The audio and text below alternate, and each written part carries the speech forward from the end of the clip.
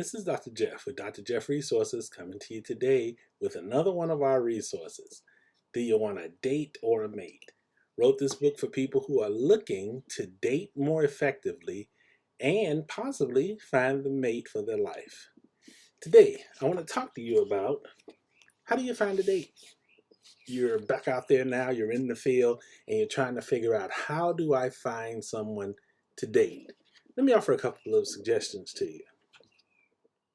One way to date is to get a referral from a friend, someone who knows you, they know what you like and you don't like, they have an idea of what you're looking for. This person can give you a referral of someone that they may know or they may know of who could be a good potential date for you. So don't rule out your friends having suggestions. Sometimes their suggestions can be very good. Another way to find a date is to go to social gatherings, to go to places where people are at and they mingle.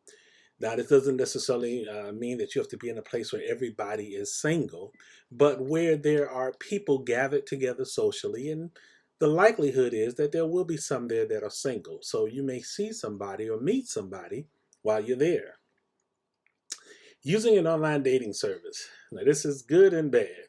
The good with the online dating services is typically if you look to find someone online, and there are many of apps that you can use for this, you're going to have a wide variety of choices.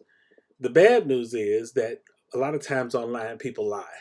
So you really have to use discretion and you have to scrutinize. And my suggestion is if you do meet someone and you seem to be connecting and you're going to have that very first date, do not meet them someplace alone.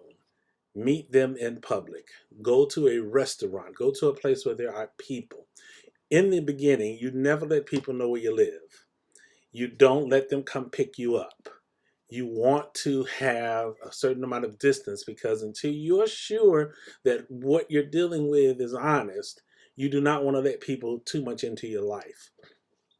So you meet at a restaurant, you sit, you talk, you laugh, and then you continue the relationship in terms of if there's a click, then you call again and you keep going forward and forward until you find a certain level of comfort.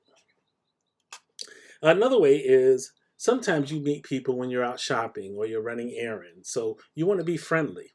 You want to make sure that when people speak to you, you speak back, that you are pleasant at all times. Now, it doesn't mean that every time you go out, you're looking like you're dressed to kill, but it does mean that when you go out, you are yourself. You're being real. You're being authentic. You're being someone that people can want to be around.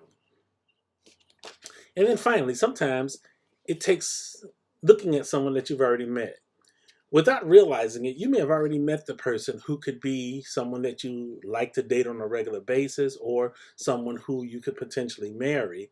But because you didn't see them in that context, you didn't kind of put two and two together.